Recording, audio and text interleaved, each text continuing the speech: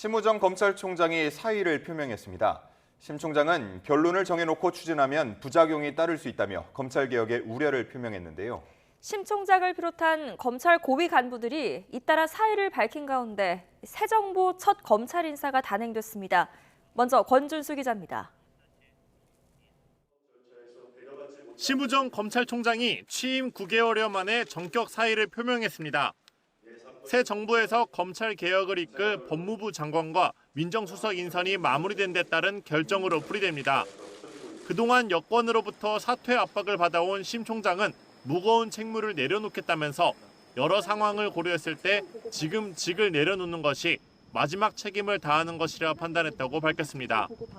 새 정부가 추진하는 검찰 개혁과 관련해선 우회적으로 우려를 표했습니다. 형사사법제도는 국민 전체의 생명과 재산 등 기본권과 직결된 문제인데 시한과 결론을 정해놓고 추진될 경우 예상하지 못한 많은 부작용이 생길 수 있다는 겁니다. 다른 고위직 인사들도 줄줄이 사의를 밝혔습니다.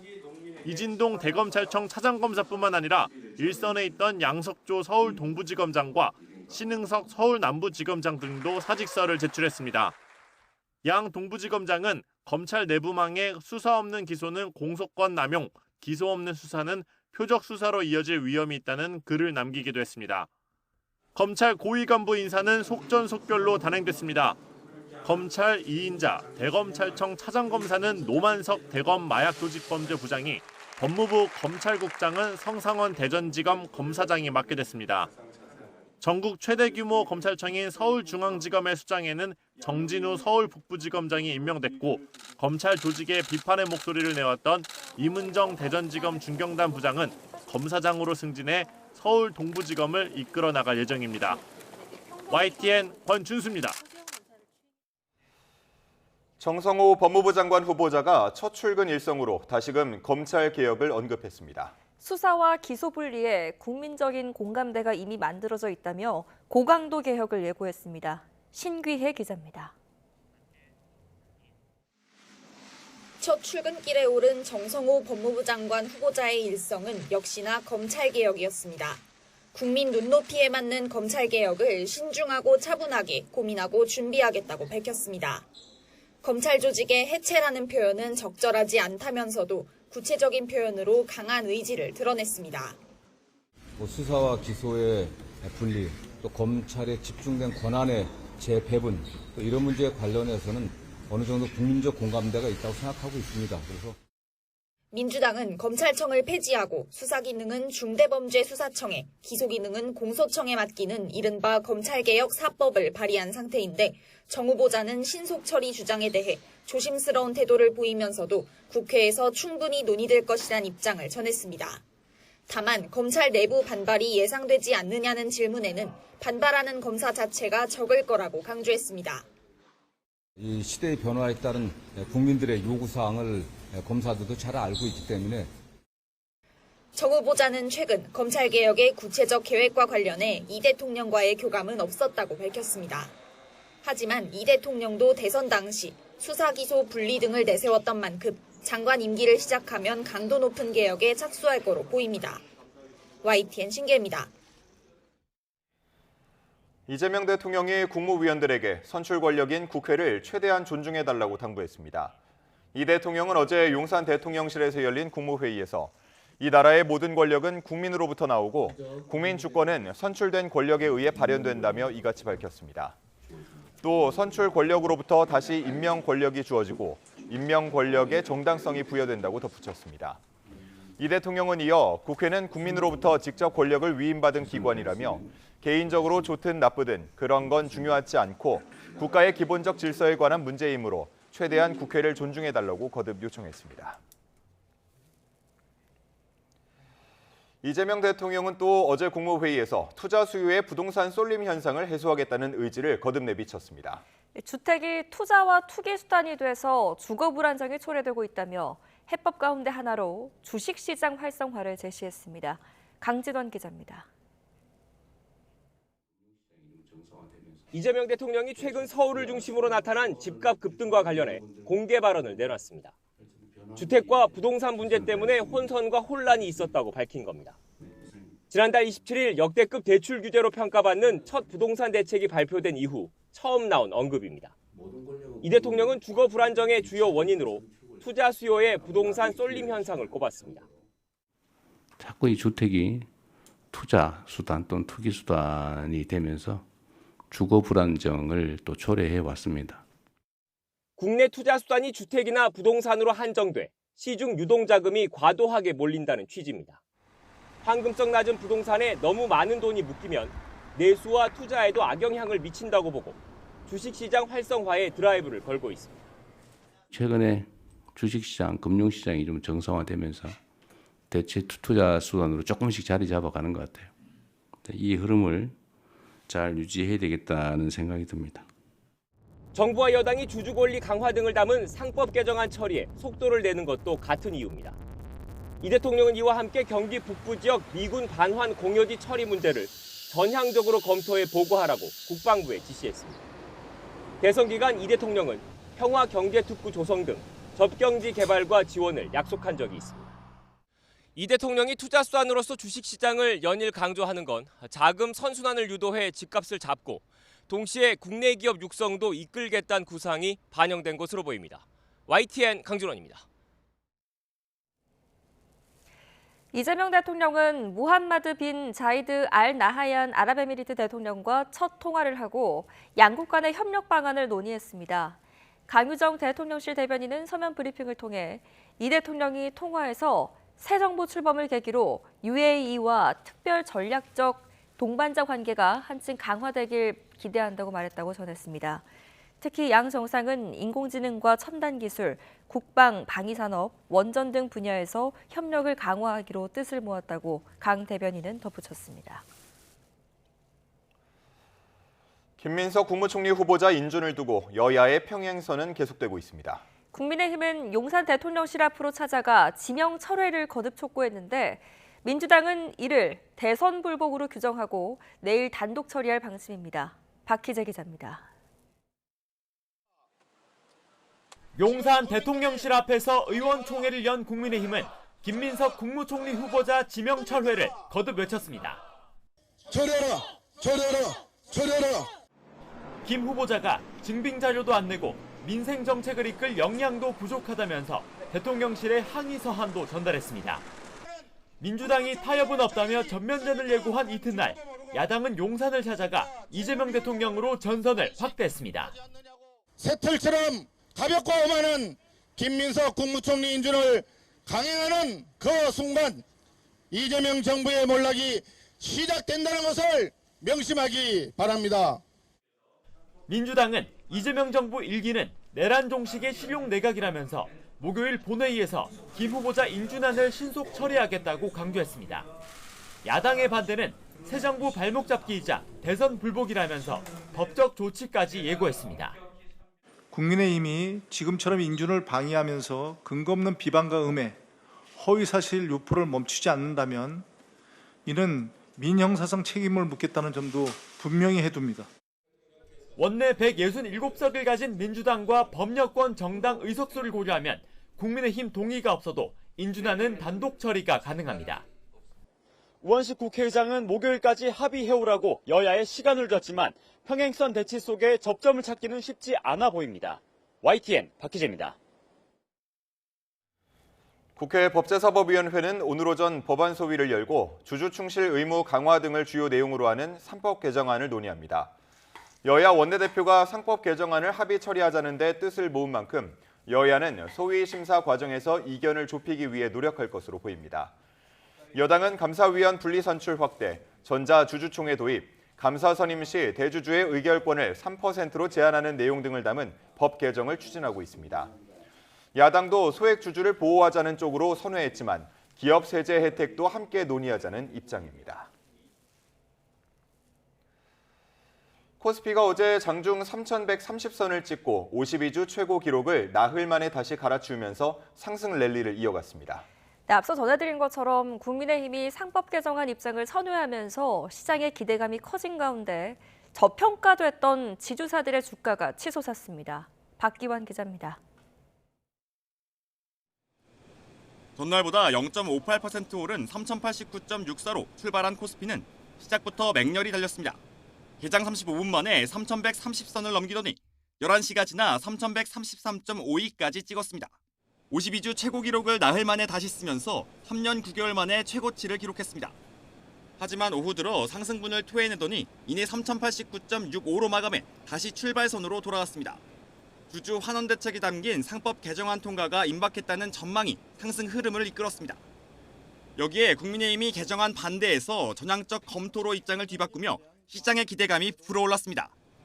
가장 크게 영향을 받은 건 주요 그룹의 정점이자 관리인 역할을 해온 지주사들입니다. HS효성은 전거래일 대비 30% 가까이 껑충 뛰었고 크라운에테와 한화, SK지주도 좀처럼 없었던 상승폭을 기록했습니다. 대주주 중심의 회사라는 인식에 저평가됐지만 이제는 주주 권리 보장과 회사 자산에 비례한 주가를 주문하는 정부 기조에 맞춰야 하기 때문입니다.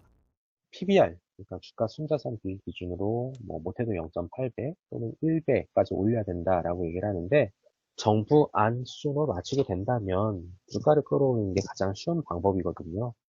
금융시장 정상화로 부동산에 쏠린 자금을 증권가로 끌어오겠다는 새 정부의 의지에 시장이 상승 랠리로 화답하는 가운데 공약대로 5,000피를 달성할 수 있을지 주목됩니다. YTN 박현입니다. 오늘의 주요 경제 일정입니다. 통계청이 6월 소비자 물가 동향을 발표합니다. 지난 5월 소비자 물가 지수는 1년 전보다 1.9% 상승하면서 5개월 만에 1%대로 내려왔습니다. 하지만 외식 물가와 가공식품 물가가 고공행진을 이어가고 있어 체감 물가 추이에 관심이 쏠립니다. 금융위원회가 보험산업 건전성 태스크포스 킥오프 회의를 엽니다. TF에서는 기본 자본 지급 여력 비율 규제 도입, 계리 감독 선진화 로드맵 등 정책 과제들을 본격 논의합니다. 금융권 최대 규모 채용 행사인 2025 금융권 공동채용 박람회가 오늘부터 공식 홈페이지를 개설합니다.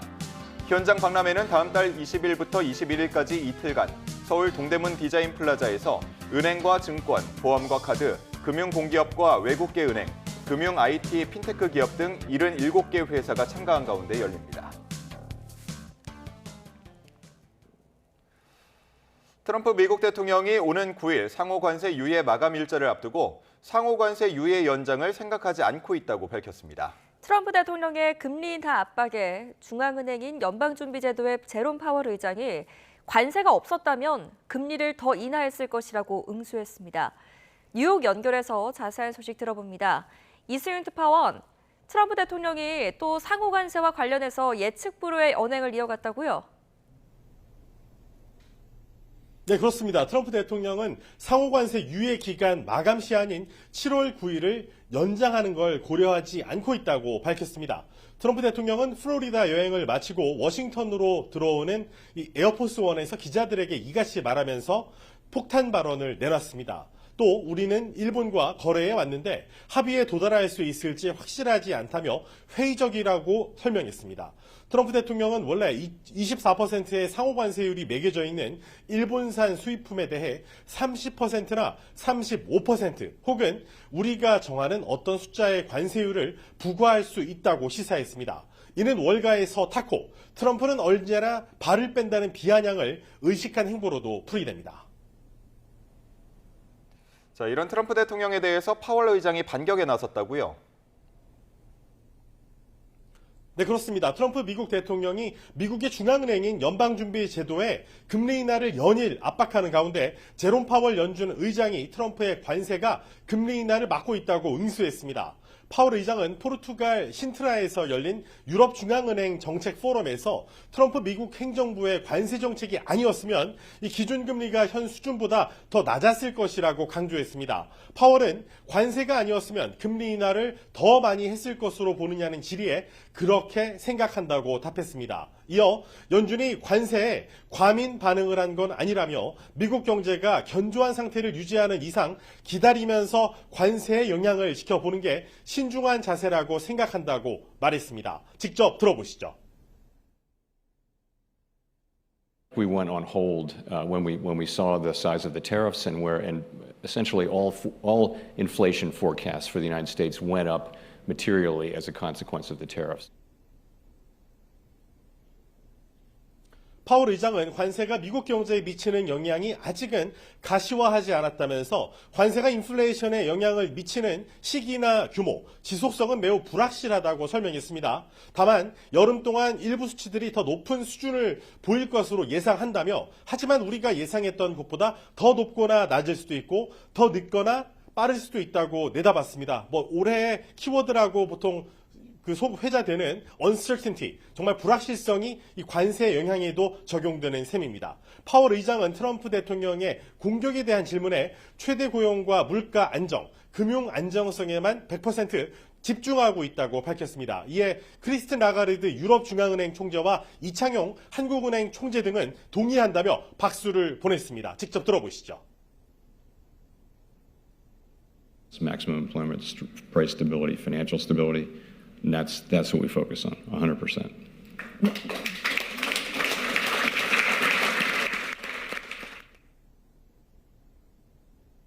We would do exactly the same thing as our colleague Jay Powell does. The same thing.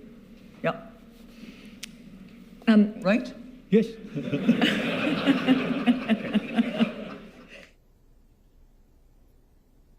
트럼프의 관세 정책을 담은 크고 아름다운 법안이 미 연방의회 상원을 극적으로 통과한 가운데 파월 의장은 연방 재정 운영 방향이 지속 가능하지 않다며 우회적으로 문제점을 지적했습니다. 특히 부채 수준은 지속 가능하지만 재정 운용 방향은 그렇지 않은 만큼 이 문제를 조만간 해결해야 한다면서 늦은 것보다는 빨리 하는 게 낫다고도 강조했습니다. 또 전날 S&P 500 지수와 나스닥 지수가 사상 최고치를 경신했는데 오늘 뉴욕 증시 상황은 어떻습니까? 전날 사상 최고치를 기록한 대형주 중심의 S&P 500 지수와 기술주 중심의 나스닥 지수는 일제히 보합권에서 하락세를 보였습니다. 반면 우량주 중심의 다우존스 지수는 소폭 상승했습니다. 이는 미국의 공장 활동이 트럼프 대통령의 관세로 인한 불확실성 때문에 4개월 연속 이 기준선인 50아래를 유지하며 위축 국면을 이어가고 있다는 소식이 전해졌기 때문입니다. 이 공급관리연구소 ISM의 제조업 지수는 지난달 49%를 기록해 5월에 48.5%보다는 높았지만 여전히 해당 부문의 확장을 나타내는 기준선인 50%에 미치지 못했습니다. 특히 신규 주문과 미결제 주문 지수는 더 빠른 속도로 수축하고 있어 수요 지표가 여전히 재고와 생산 개선과는 엇갈린 흐름을 보이고 있다고 경고했습니다. ISM은 미국 기업들이 생산량이 증가했지만 여전히 고용에 신중하다면서 관세로 인한 가격 상승이 가속화했고 제조업 활동이 약화했다고 분석했습니다. 실제로 이 금속 제품 부문의 경우에는 관세 불확실성으로 인해 고객들이 의사결정을 주저하면서 지난 4주에서 6주 동안 사업이 눈에 띄게 둔화한 것으로 나타났습니다. 기계 부문의 경우에는 관세로 인한 혼란이 전 세계는 물론 미국에서도 판매를 완전히 중단시켜서 주문이 거의 없다는 볼멘 소리가 현장에서 터져나오고 있습니다. 네, 지금까지 뉴욕에서 YTN 이승효입니다. 트럼프 미국 대통령이 가자 휴전에 대한 압박 수위를 높이고 있는 가운데 오는 7일 네타냐후 이스라엘 총리와 만납니다. 휴전 협상이 급물살을 탈 수 있을지 관심인데요. 이 와중에도 가자 지구에선 이스라엘군의 공습과 총격으로 민간인 피해가 속출하고 있습니다. 박영진 기자입니다. 전쟁 중에 몇 안 되는 주민들의 쉼터였던 해변 카페가 이스라엘군의 전투기 폭격에 폐허로 변했습니다. 인터넷을 사용하러 카페를 찾은 학생들을 포함해 수십 명이 갑작스러운 공습에 목숨을 잃었습니다. 자와이다 마을에선 이스라엘군의 폭격에 일가족 7명이 숨졌고 칸 유니스에선 식량을 구하러 갔던 주민들이 또 이스라엘군의 총격에 사망했습니다. 배급센터 주변에서 이스라엘군 총격에 사망한 주민들이 벌써 수백 명. 사람을 죽이는 원조작전이라는 비난까지 쏟아지자 이스라엘은 관련 사안에 대해 자체 조사에 나섰다고 밝혔습니다. 하지만 주민들의 반응은 냉담합니다. المساعدات ولكن الاحتلال الإسرائيلي دائما ما يكذب دائما ما يدعي بأن سيتم فتح تحقيقات حول هذه الجرائم. 이스라엘의 일방적인 공격이 이어지는 와중에 트럼프 대통령과 네타냐후 총리가 7일 만납니다. 이스라엘과 이란의 휴전 이후 이제는 가자 휴전이라고 공언해온 트럼프 대통령은 네타냐후도 원하고 있다면서 휴전 가능성에 또 한 번 힘을 실었습니다. He wants to. I can tell you he wants to, and I think we'll have it. I think we'll have a deal next week. That's what I think. 이스라엘이 향후 협상 카드를 위해 최근 공격 수위를 더욱 높이는 것이란 분석도 나오는 가운데 두 정상의 만남이 가자 지구의 전쟁을 멈출 수 있을지 주목됩니다. YTN 박영진입니다.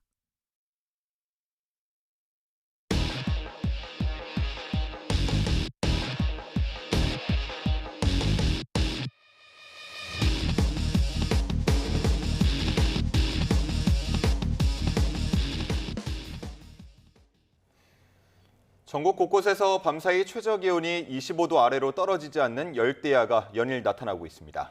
고지대와 바닷가 등 피서 명소마다 더위에 잠 못 이룬 사람들의 발길이 이어지고 있습니다. 송세혁 기자가 다녀왔습니다. 해발 830m, 강원도 대관령의 길 휴게소 주변입니다. 전국 각지에서 온 캠핑카와 차량이 공터마다 자리를 잡았습니다. 밤낮을 가리지 않는 더위를 피해 시원한 고지대를 찾은 겁니다.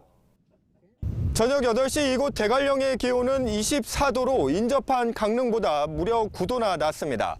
여기에 바람까지 불어 훨씬 더 선선하게 느껴집니다. 기상 관측이 시작된 1971년 이후 대관령에서는 열대야가 단 한 번도 나타난 적이 없습니다. 이곳에선 에어컨을 켠 차량은 찾아보기 어렵고 새벽에는 한기마저 느껴질 정도입니다. 새벽 되면 춥습니다. 그래서 막 그 반팔 아니고 새벽에는 꼭 이렇게 긴팔 입고 나가야 되고.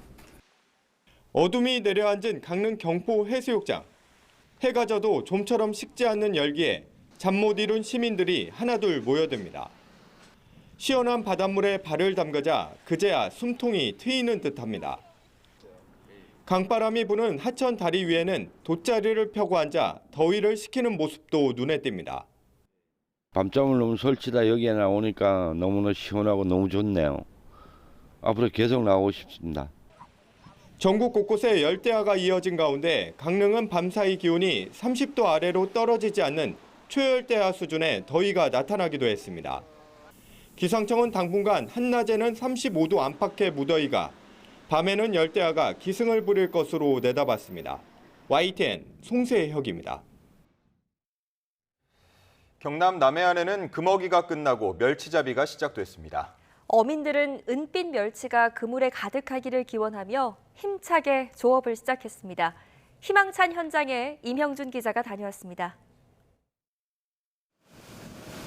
경남 통영시 동호항에서 배를 타고 50분가량. 추도 인근 바다에 멸치잡이 배들의 조업이 한창입니다. 어선 위 작업자들은 그물을 끌어올리는데 여념이 없습니다. 은빛 멸치는 한눈에 봐도 싱싱해 보입니다. 신선함을 유지하기 위해 잡은 멸치는 바로 삶아 말립니다. 어민은 고수온을 걱정하면서도 내심 풍어를 기원합니다. 고수온 때문에 사실 걱정을 많이 합니다. 걱정된다고 해서 작업을 안 놓을 수도 없고 또 작업하려면 또 힘을 가지고 또 작업하러 놓고.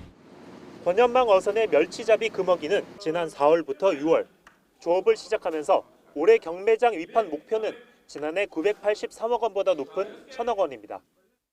4월 달에는 소위 이야기하는 난자치어가 멸치 난자치어가 좀 예년에 비해서 적은 편이었고 5월 달 같으면 그런 대로 예년 평균 정도는 찾아왔다 그러는데 그 사이에 적당한 온도 변화와 멸치 조업하기 좋은 어장은 7월 중순부터 형성돼 이때부터 본격적인 멸치잡이가 이뤄질 것으로 보입니다. 경남 남해안 멸치잡이는 내년 3월 말까지 계속될 예정입니다.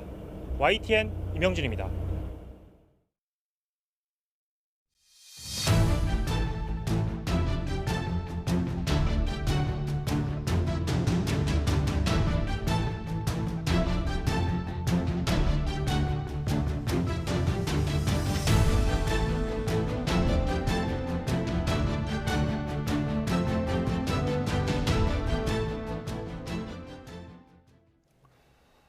윤석열 전 대통령이 2차 소환을 통보한 날짜에 출석하지 않자 특검팀은 오는 5일 재소환을 통보했고 윤 전 대통령 측도 출석할 뜻을 밝혔습니다.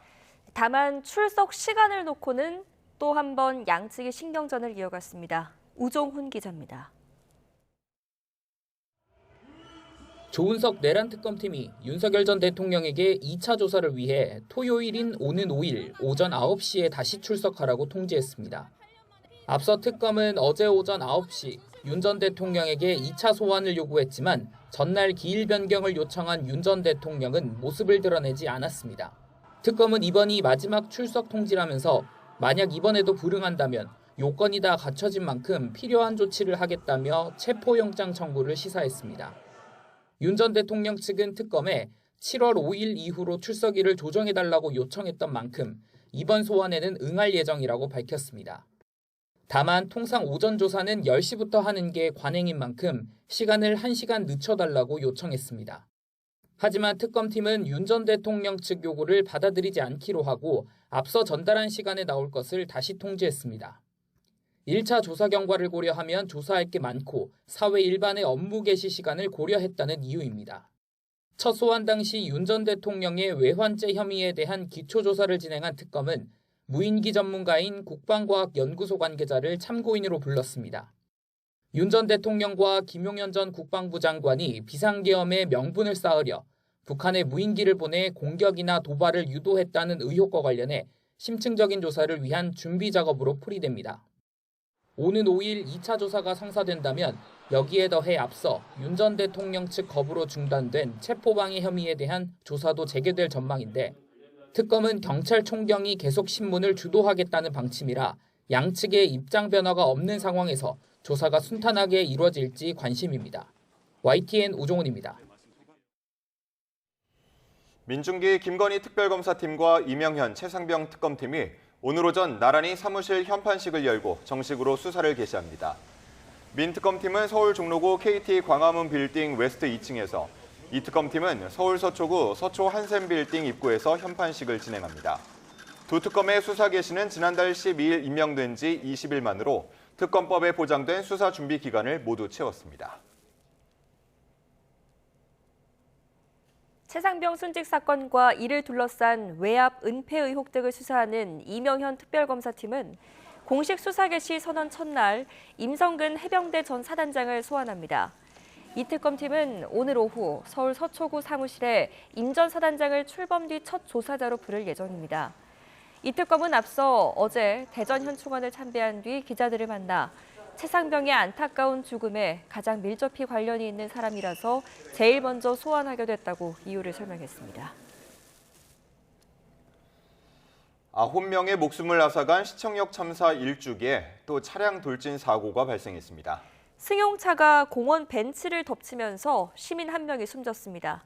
김철희 기자가 취재했습니다.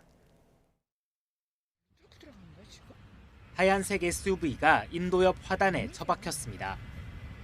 도로에 설치된 울타리가 부서졌고 엔진룸 덮개까지 활짝 열렸습니다. 원자까지 다 올라갔네. 어제 오후 4시쯤 서울 상암동에서 50대 여성이 몰던 SUV가 도로 옆 인도를 가로질러 공원에 있던 벤치를 덮쳤습니다. 이 사고로 벤치에 앉아 있던 40대 남성이 튀어 숨졌습니다. 운전자는 경찰 조사에서 페달을 잘못 조작했다고 진술했습니다. 경찰도 급발진 사고는 아닌 거로 보고 정확한 사고 경위를 조사하고 있습니다. 비슷한 시각 충남 보령에선 서해안 고속도로를 달리던 승용차가 충격 흡수대를 들이받았습니다. 이 사고로 30대 남성 운전자가 숨졌는데 경찰은 다양한 가능성을 열어두고 원인을 조사 중입니다. 저희도 조사 중이고요. 그냥 졸음운전 추정으로 일단. 어제 저녁 7시 반쯤에는 울산 중구 장현동에 있는 13층짜리 아파트 9층에서 불이 났습니다. 에어컨 실외기에서 시작된 불은 집안으로 번졌는데 다친 사람은 없는 거로 파악됐습니다. 소방당국은 실외기가 과열됐는지 등 사고 원인을 조사 중입니다. YTN 김철입니다. 어제 새벽 서울 홍제동에서 석축 위에 있는 주택 외벽이 무너져 주민 10여 명이 긴급 대피했습니다. 최근 내린 비로 지반이 약해졌기 때문으로 보이는데요. 장마 기간 비슷한 사고가 발생하지 않도록 점검이 필요해 보입니다. 오승훈 기자입니다. 석축 위에 있는 건물 외벽이 통째로 떨어져 나갔습니다. 벽 안에 있던 단열재와 나무 판자가 고스란히 드러났습니다. 새벽 2시쯤 서울 홍제동에 있는 주택 외벽이 무너졌습니다. 퉁 소리가 났었어요. 그래서 깜짝 놀라서 일어났는데 폭소리는 들었지. 그때서부터 잠은 못 잔 거지. 이 사고로 건물 안에 있던 주민 10여 명이 긴급 대피했고 건물 아래 주차돼 있던 차량도 크게 파손됐습니다. 보시는 것처럼 건물 바닥에는 외벽에서 떨어져 내린 돌무더기가 고스란히 남아있고 현장에는 추가 붕괴에 대비해 통제선이 빙빙 둘러쳐져 있습니다. 인명피해는 없었지만 추가 붕괴 우려로 건물에 거주하던 10가구, 주민 17명은 임시거처에 머물고 있습니다. 일단 이재민 분들은 이재민 숙소에 이동해서 지금 거처를 마련을 해드렸고요. 관할구청이 긴급 안전진단을 벌인 결과 최근 비가 집중적으로 내리면서 집안이 약해진 게 원인으로 추정됩니다. 가장 큰 원인은 건축물 하부에 있는 석축에 물이 들어가고 또 그걸로 인해서 석축 안에 있는 흙들이 빠져나가고. 지난달 경기 고양시에서는 집중호우 이후 땅꺼짐 사고가 발생했고 경기 양주시에서는 군인 숙소 옹벽이 무너져 주차돼 있던 차량이 파손됐습니다. 장마 기간 또 다른 사고를 예방하기 위한 철저한 안전점검이 필요해 보입니다. YTN 오승훈입니다. SPC 삼립 시화 공장에서 끼임 사고로 숨진 노동자는 이전에도 업무 중에 다친 이력이 있는 것으로 YTN 취재 결과 확인됐습니다. SPC 주요 계열사 6곳에서 최근 5년 동안 한 달에 10여 건꼴로 산업재해가 발생했던 것으로 파악됐습니다. 정현우 기자입니다. 지난 2022년 계열사인 SPL 공장에서 20대 여성 노동자가 소스 기계에 빨려 들어가 숨지자 허영인 SPC 그룹 회장은 대국민 사과를 했습니다. 안전 관리 시스템을 재점검하고 안전 경영을 하겠다고 약속했습니다. 안전한 일터가 될 수 있도록 헌신의 노력을 기울이겠습니다. 하지만 SPC 삼립 시화 공장에서 노동자가 기계에 끼어 숨지는 사고가 일어나자 말뿐인 반성이었느냐는 비판이 잇따랐습니다. YTN이 확보한 SPC 그룹 주요 6개 계열사의 지난 5년간 산업재해 발생 건수를 보면 허 회장이 안전 경영을 약속한 이후인 지난 2023년에도 176건, 2024년에도 144건의 산업재해가 발생했습니다. 산업재해로 인정된 경우만 따지더라도 한 달에 12건에서 14건꼴로 사고가 난 겁니다. 다리가 뭐 찢어지거나 다치는 분들도 많고 머리 깨지시는 분들도 많고 항상 사고는 늘 많았죠. 손가락 절단 같은 건 자주 일어났어요. 여기는 적지 않은. 그런데 이제 밟히는 사고도 일어나고. YTN 취재 결과 SPC 삼립 시화 공장에서 최근 끼임 사고로 숨진 양 씨는 지난 2022년에도 작업 중에 발에 골절상을 입은 적이 있는 것으로 확인됐습니다. 경찰은 압수수색을 통해 해당 공장에서 이전에 발생한 사고 관련 기록도 확보해 들여다보고 있는데 평소 안전교육이 제대로 이루어졌는지도 중요하게 살펴보고 있습니다. 이제 뭐 안전교육이라고 미팅하기는 하는데 이제 그냥 교육 받았는지 서명하는 정도의 사인만 받고요. 그걸 갖다 이제 안전교육을 하는 게 아니라 그냥 이름 쓰고 체크하고 이제 그 안전교육 내용이 아니라 그냥 작업 지시 바쁘니까. SPC 측은 안전교육 부실 정황을 묻는 YTN 취재진 질의에 사고 원인, 경위와 관련된 사안으로 관계 당국에서 중점적으로 조사 중인 것으로 알고 있다고 답했습니다. 사망 사고가 난 공장은 작업 중지 조처가 해제돼 재가동에 들어간 가운데 그동안 안전 관리가 제대로 이루어졌는지 경찰과 노동당국의 엄정한 수사가 필요해 보입니다. YTN 정현우입니다. 국내 1호 공기업은 바로 대한석탄공사인데요. 그런데 설립 75년 만에 문을 닫았고 운영하던 광업소도 모두 폐광했습니다. 우리 석탄 산업이 이제 역사의 뒤안길로 사라지고 있습니다. 홍성욱 기자입니다. 지난 2014년 강원도 원주로 본사를 이전한 대한석탄공사. 건물 앞 정원은 오랫동안 사람 손길이 닿지 않은 듯 잡초가 무성합니다. 내부 사무실은 빈 책상과 의자만 가득. 직원들이 떠나며 남겨놓은 사무용품만 덩그러니 남았습니다. 국내 1호 공기업 대한석탄공사가 문을 닫았습니다. 석탄 산업 쇠락이 원인인데요. 2조 5천억 원에 달하는 빚이 남았습니다. 직원 고용 승계를 요구했지만 정부는 빚더미에 오른 석탄공사 요구를 끝내 받아들이지 않았습니다. 공사가 운영하던 광업소도 줄줄이 폐업했습니다. 재작년 전남 화순광업소가 문을 닫았고 지난해에는 국내 최대 탄광 강원도 태백 장성광업소가 폐광했습니다. 마지막으로 남았던 삼척 도계광업소도 폐광을 피하지 못하고 결국 문을 굳게 걸어 잠갔습니다. 90년대 들어 가정 난방연료가 석유와 가스로 바뀌면서 석탄 산업은 설 자리를 잃었습니다. 생산비 증가에 따른 사업성 악화로 정부가 석탄 감산 정책을 펼친 게 컸습니다. 광업소마다 수천 명 광부가 일하며 도시에 활력을 불어넣었지만 모두 옛말이 됐고 광부들이 떠난 도시는 심각한 공동화 현상에 시달리고 있습니다. 광부의 눈물을 흘리고 먹으면서 이 태백을 떠나야죠. 이제 자리가 없으니까 일자리가. 우리나라 산업화를 이끈 석탄 산업. 하지만 대표 공기업이 문 닫고 탄광도 줄줄이 폐업하며 역사 속으로 쓸쓸히 퇴장하고 있습니다. YTN 홍서욱입니다.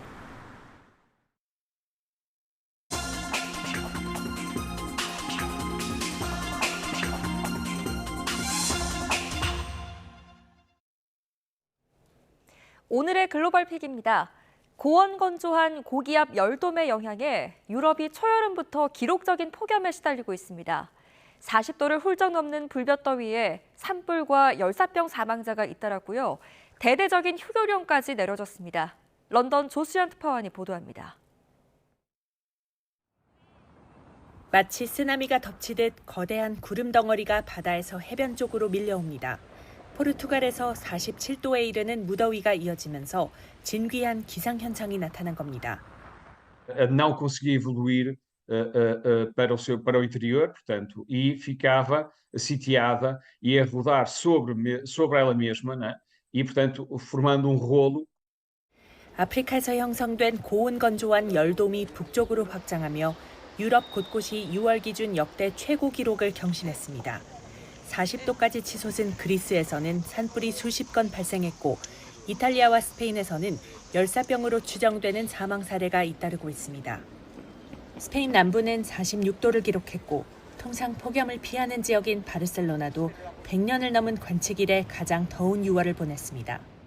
Al mediodía pecado mortal y por la noche que suele ser otro buen momento tampoco porque hace también mucho calor, o sea que ahora hay que aprovechar. 프랑스 일부 지역에서는 낮 최고 기온이 40도를 넘을 것으로 예보되자 이틀간 전국 1,350곳의 공립학교가 전체 또는 부분 휴교하기로 했습니다.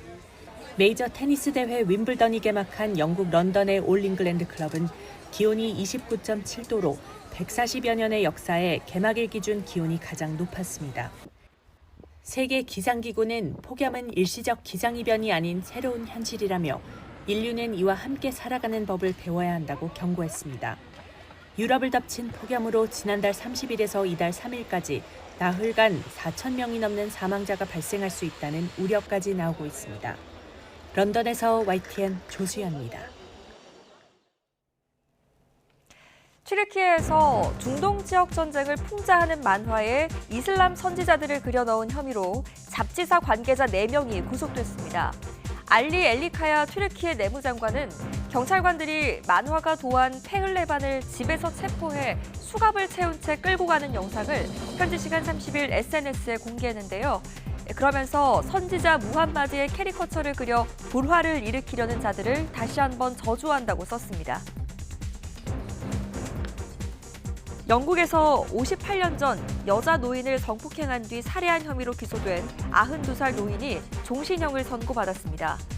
영국 브리스틀 형사법원은 현지 시각 1일 92살 라일런드 히들리가 34살이었던 1967년 잉글랜드 서부에서 75살 루이자 던의 자택에 침입해 던을 성폭행하고 살해한 혐의를 인정해 종신형을 선고했습니다.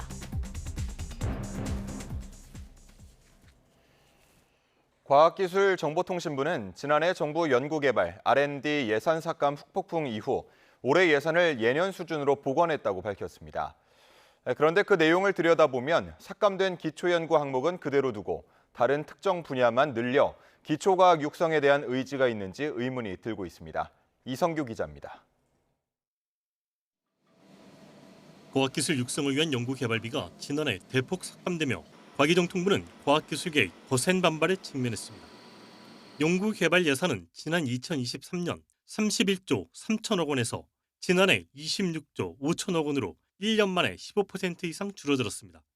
비판이 거세지자 과기정통부는 올해 예산을 29조 7천억 원까지 늘리며 예년 수준으로 회복했다고 해명했습니다. 하지만 기초연구 현장에서 체감은 전혀 다릅니다. 과제 선정률이라든가 연구 배분에 있어서 여러 가지 문제점으로 인해서 특히 지방이라든가 젊은 연구자분들이 상당히 고통을 받고 있습니다.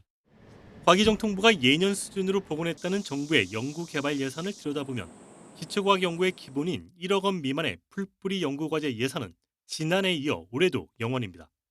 과기정통부는 풀뿌리 연구 대신 중견 연구와 우수 신진 연구를 늘렸다는 입장인데 과학기술의 장기적인 토양을 다지기보단 단기적 성과를 내는 분야만 지원한다는 지적을 피하기 어렵습니다. 지금 현재 우리나라의 상황은 이런 다양성을 확보하지 못하고 전체 인력이 굉장히 줄어들면서 학과들의 존폐 위기까지 내몰리고 있는 상황입니다.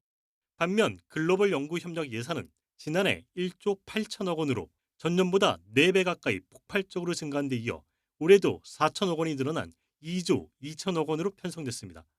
과기정통부가 기초과학 연구의 실질적인 지원보단 국제 무대에서 위상이나 명분을 위해 보여주기식 사업에만 치중한다는 비판이 나오는 이유입니다. 국제적으로 모든 게 국수주의적으로 흘러가고 있는 상황에서 우리가 예산을 푼다고 해서 예산을 받아줄 나라도 그렇게 많지 않습니다. 국제협력으로 아까운 예산을 낭비하느니 그거를 절실하게 필요한 기초 연구에 증액시켜서 삭감된 연구개발 예산을 복구했다는 과기정통부의 해명에도 불구하고 특정 분야에서만 대폭 늘어나면서 기초과학 연구자들은 또다시 차별당하고 있다는 불만이 터져나오고 있습니다. YTN 사이언스 이성규입니다. 대구의 여름이 국제 뮤지컬 페스티벌 딤프로 뜨겁게 달아오르고 있습니다. 지역의 역사와 문화를 배경으로 한 특별 공연부터 국내 최초로 선보이는 글로벌 작품까지 다양한 공연이 펼쳐지고 있습니다. 김근우 기자입니다. 갑옷을 차려입은 병사들이 화려한 무술을 선보입니다. 신라 삼국 통일 이야기에 춤과 노래를 더해 만든 창작 뮤지컬입니다. 지역의 역사와 문화를 기반으로 한 탄탄한 스토리 덕에 딤프 특별 공연으로 초청됐습니다. 발달장애인 천여 명도 단체 관람을 하며 모두가 함께하는 축제의 의미를 더했습니다. 비장애인 못지않게 굉장히 예민한 그리고 좀 더 풍성한 그런 어떤 감성적 요인을 가지고 있습니다. 이렇게 입장하실 때 그분들의 얼굴에서도 느낄 수 있었듯이 굉장히 오랫동안 기대하고 지난 20일 개막한 대구 국제 뮤지컬 페스티벌이 흥행몰이에 나섰습니다. 헝가리와 프랑스 등 6개국 뮤지컬 30편을 100여 차례 무대에 올리며 관객을 끌어모으고 있습니다. 개막작으로는 니콜라 테슬라의 삶을 그린 헝가리 대작 뮤지컬 테슬라가 펼쳐졌고 화려한 묘기와 전통 무술을 융합한 중국 뮤지컬 판다가 폐막작으로 이어집니다. 국산 창작 뮤지컬 어쩌면 해피엔딩이 미국 토니상 6개 부문을 휩쓸면서 창작 뮤지컬에 대한 관심도 그 어느 때보다 뜨겁습니다. 창작 지원 작품들, 작년에 1등에서 공식 초창작인 시지프스라든가 이런 작품들이 젊은이들이 예매율도 높고 해서 올해는 창작 뮤지컬에 좀 더 관심을 두고 참여하고 봤으면 좋겠다라는 생각이 듭니다. 대구 전역의 공연장에서 펼쳐지는 뮤지컬의 향연은 오는 7일까지 계속됩니다. YTN 김근우입니다. AI 기술의 확산이 업무 효율성과 생산성 향상 등 긍정적 효과를 가져오는 동시에 일자리 상실과 창작권 침해 같은 부작용도 초래하고 있지만 이에 대비한 제도 마련은 아직 충분하지 않다는 지적이 나오고 있습니다. 오늘 밤 11시 20분 방송되는 YTN 탐사보도 프로그램 팩트 추적은 AI 기술과 공존하기 위한 사회적 대응 방안을 집중 조명합니다. 연일 날이 무척 덥습니다. 전국 대부분 지역에 폭염특보가 발령 중인 가운데 오늘도 푹푹 찌는 듯한 더위가 이어지겠는데요. 우선 밤사이에도 열기가 식지 못하는 곳이 많습니다. 현재 서울 기온 26.9도, 포항은 28.4도를 보이고 있고요. 특히 강릉은 초열대야 기준인 30도를 웃돌고 있습니다. 한낮에는 대부분 최고 체감온도가 33도에서 35도 안팎까지 치솟겠습니다. 오늘 서울 낮 기온 32도, 광주 34도, 대구는 36도까지 오르겠습니다. 오늘은 전국 하늘에 구름이 많이 끼겠고 오전까지 수도권과 영서지방에 빗방울이 떨어질 수 있겠습니다. 또 낮 동안 전국적으로 자외선이 강하겠고요. 중북부와 영남 내륙을 중심으로는 한때 5에서 30mm의 소나기가 지나겠습니다. 당분간 뚜렷한 비 소식 없이 무더운 날씨가 이어지겠습니다. 다만 대기 불안정으로 인해 기습적인 소나기가 지날 전망입니다. 날씨였습니다. 이상으로 뉴스타트 1부 마칩니다. 잠시 뒤 2부가 시작됩니다. 시청해주셔서 고맙습니다.